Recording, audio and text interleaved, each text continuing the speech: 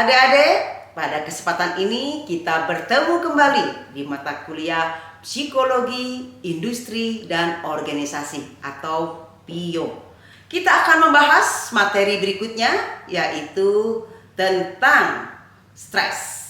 Ya, nah ini kita akan membahas tentang apa itu pengertiannya stres, kemudian pemicunya, model stresornya, kemudian faktor penyebab individu, bentuk perilaku, kemudian burnout, kemudian perilaku individu, dukungan sosial, pencegahan, hingga pendekatan untuk mencegah stres. Baik, pertama-tama apa itu stres? Nah, stres ini merupakan respon yang dipengaruhi oleh faktor individu yang terjadi karena adanya konsekuensi dari suatu kejadian. Stresor sendiri merupakan kejadian yang berpotensi untuk mengancam individu. Nah, berikutnya stres ini dipicu oleh situasi yang tidak nyaman. Seperti pekerjaan yang menumpuk, makanya jangan diinikan kepada deadline, kerjakan day by day.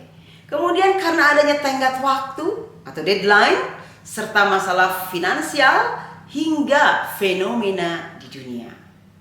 Nah, seorang individu dapat merasa stres ketika menghadapi ancaman, tantangan, dan juga bahaya.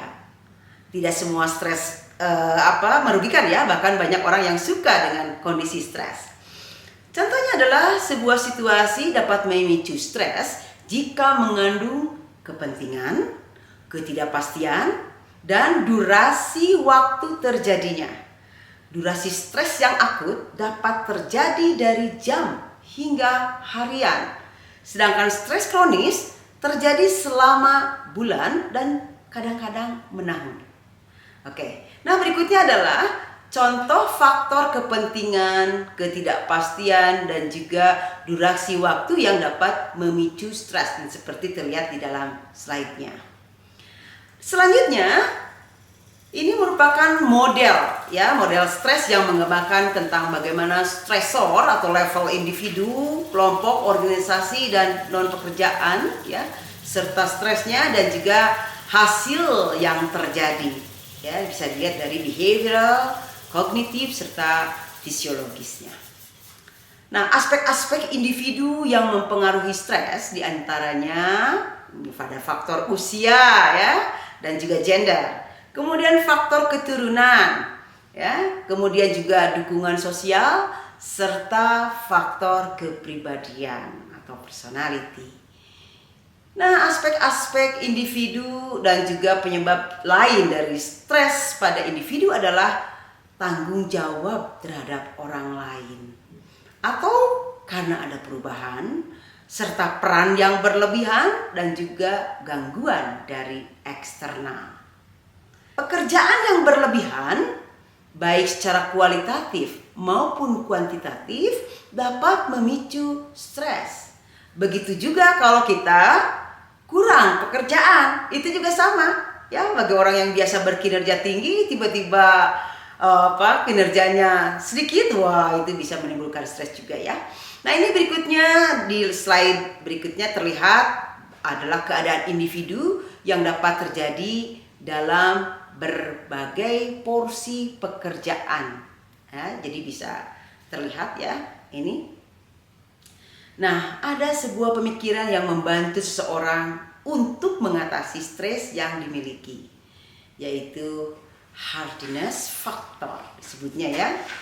Yaitu dengan kepercayaan seseorang ia memiliki kontrol, berkomitmen, dan menganggap perubahan sebagai tantangan sehingga tidak akan menimbulkan stres. Jangan dianggap sebagai beban ya. Ya. Ini seorang manajer dapat melihat stres pada pekerjanya ketika ada hal yang baru yang tidak pernah dilakukan sebelumnya. Contohnya adalah kenapa tidak hadir ya si karyawan tersebut, kemudian terjadinya kecerobohan, serta perubahan sikap yang negatif dan sensitif, biasanya lebih sensitif.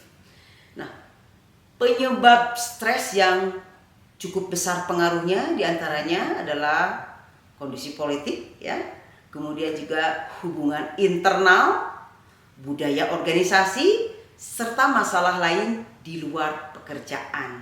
Nah, itu adalah beberapa yang mempengaruhi merupakan stresor yang signifikan. Nah, kemudian masalah di luar pekerjaan yang dapat memicu stres seperti mengurus orang tua dan anak, berkuliah, masalah ekonomi, serta kesehatan. Jadi kita yang tidak terbiasa atau adik-adik yang belum terbiasa multitasking itu bisa menimbulkan stres. Tapi kalau yang biasa mah itu tantangan yang menyenangkan ya. Nah, ketika kita mengalami stres, maka individu dapat membagi fokusnya ke masalah atau emosi yang dirasakan. Nah, berikut adalah beberapa fakta yang diperoleh mengenai stres. Ya, ini biasanya pekerja kasar memiliki tingkat stres yang lebih tinggi. Tetapi pekerja kasar yang berpengalaman ini memiliki pemicu stres yang lebih rendah dibanding yang tidak berpengalaman. Nah, kemudian juga pengusaha dan kaum elit biasanya memiliki stres yang lebih rendah atau yang paling rendah. Ya. Selanjutnya, ketika seorang individu stres, maka mereka akan menunjukkan beragam perilaku, diantaranya resah, frustasi, serta berkurangnya rasa percaya diri, gitu ya. Dan juga apatis ya kadang-kadang. Beberapa aspek yang memicu stres, ya, itu adalah pertama behavioral. Ya, yaitu temperamen, kemudian penggunaan alkohol, serta perilaku impulsif. Yang kedua karena kognitif, yaitu konsentrasi menurun dan tidak bisa mengambil keputusan biasanya. Serta dari faktor fisiologikal. Contoh dari peredaran darah menjadi tinggi, diabetes, asam lambung, ya, dan lain-lain. Nah, efek samping dari stres adalah burnout, yaitu ketika individu merasakan kelelahan secara emosional, kadang-kadang kehilangan jati diri, serta perasaan penurunan prestasi. Ini ya. Nah, burnout ini terjadi ketika individu berkomitmen terhadap sesuatu, dan beberapa fakta mengenai burnout adalah lebih sering dialami oleh para perempuan atau pekerja muda serta pekerja yang belum menikah. Nah, faktor yang menyebabkan terjadinya burnout diantaranya adalah beban kerja yang tinggi, peran yang ambigu, serta komunikasi yang buruk. Maka latihlah kita berkomunikasi yang baik ya. Nah, stres ini juga dapat diperburuk oleh kepribadian, karakter, serta lingkungan yang tidak mendukung. Ini beberapa 5 kepribadian yang penting untuk dimiliki, mulai dari keramahan hingga emosi yang stabil. Ya, dan kita bisa lihat ada beberapa tipe dari perilaku ya. Tipe A contohnya seperti dilihat di dalam slide. Berikutnya tipe B juga bisa dilihat dari slide-nya ya. Nah, kemudian juga ini lingkungan kerja ini merupakan faktor yang penting dan berpotensi untuk memperburuk atau mengurangi stres. Nah, lingkungan yang suportif ini melalui dukungan emosional dan juga komunikasi yang baik sesama karyawan, antara atasan dengan bawahan, antara bawahan dengan atasan juga sangat berpengaruh ya bagi penderita stres. Nah, lingkungan ini dapat dibentuk tentu saja baik oleh internal maupun eksternal perusahaan yang berguna sebagai peredam stres ya, karena dapat memberikan harapan dan tujuan bagi individu. Seorang manajer yang takut pekerjanya mengalami stres dapat memperhatikan kehadiran, kemudian masalah internal karyawan, ditanyalah ya, kemudian juga tujuan yang tidak tercapainya. Ya, bisa dibantu oleh psikolog ya, ini kalau kondisinya sudah sangat kronis. Berikutnya adalah skema penargetan manajemen stres yang dapat diarahkan pada penyebab stres, persepsi pekerja, serta akibat stres, yang dapat dilihat dalam slide ya. Nah, demi untuk mencegah stres pada pekerja, maka sebuah organisasi perlu membangun lingkungan kerja yang suportif. Pertama, misalkan memberikan dukungan kepada sesama. Kedua, ciptakan komunikasi yang terbuka. Selanjutnya, berikanlah umpan balik terhadap pekerjaan yang sudah dilakukan. Kemudian juga, nah ini senior membimbing yang junior ya. kemudian mempertahankan keserasian kerja kelompok. Kemudian bagaimana cara kita mencegah stres? Baik ya, silakan adik-adik fokus untuk mengontrol dan menghilangkan penyebabnya. Tapi jika sudah terjadi, bagaimana mengatur supaya stres tidak berkelanjutan? Nah, teman adik-adik perlu untuk menghadapinya atau membantu orang lain menghadapi sesuai dengan kebutuhan mereka. Nah, tindakannya apa nih kira-kira? Pertama adalah memberikan arahan pengelolaan stres. Yang kedua, membuat tugas kerja tidak berpotensi menjadi stresor. Ya. Dan yang ketiga adalah menerapkan love, work atau life balance. Karena keseimbangan perlu dijaga.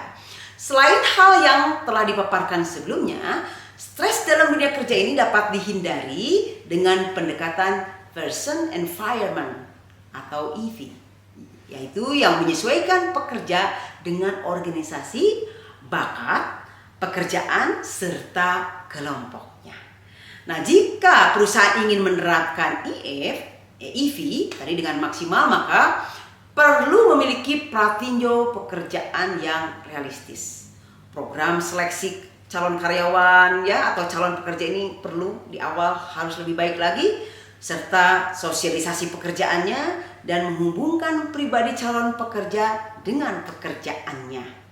Nah, sebuah perusahaan akan sangat baik jika mereka memiliki program asistensi karyawan atau EAP yang berguna untuk membantu pekerja mengatasi masalah-masalah yang membuat mereka stres. Nah, tahapan EAP ini pertama adalah diagnosis stres kerja yang dialami, kemudian screening pekerja atas stres, kemudian treatment ya, serta prevention. Oke ya. Nah, pelaksanaan EAP ini akan berhasil jika didukung oleh semua pekerja. Berikutnya juga menjaga rahasia pekerja kita dan dilakukan secara berkelanjutan. Selain EAP, perusahaan dapat melakukan pendekatan personal pada pekerjanya melalui kognitif, pelatihan-pelatihan, ya, relaksasi, meditasi, atau feedback secara biologis. Baik, pertama adalah teknik kognitif dilakukan dengan mengubah pemahaman pekerja terhadap situasi supaya mereka tidak memperbesar masalah. Kemudian menyimpulkan secara berlebihan ataupun cepat menyimpulkan. Berikutnya adalah teknik relaksasi yang dilakukan melalui aktivitas menenangkan seperti latihan pernafasan, relaksasi otot, autogenik serta mental. Dan yang ketiga, meditasi. Nah, ini dilakukan untuk menciptakan pikiran tenang, kemudian penurunan tekanan darah dan oksigen yang lancar dan menutup mata serta mengulang kalimat-kalimat penenang selama beberapa waktu dalam sehari. Nah, kemudian yang terakhir adalah biofeedback. Dilakukan dengan pengaturan diri pekerja untuk mengendalikan beberapa fungsi tubuh dan bermanfaat untuk mengurangi keresahan, mengurangi asam lambung, serta mengurangi pikiran negatif dan mengatur sakit kepala. Ya teman-teman, itulah beberapa terapi manajemen stres.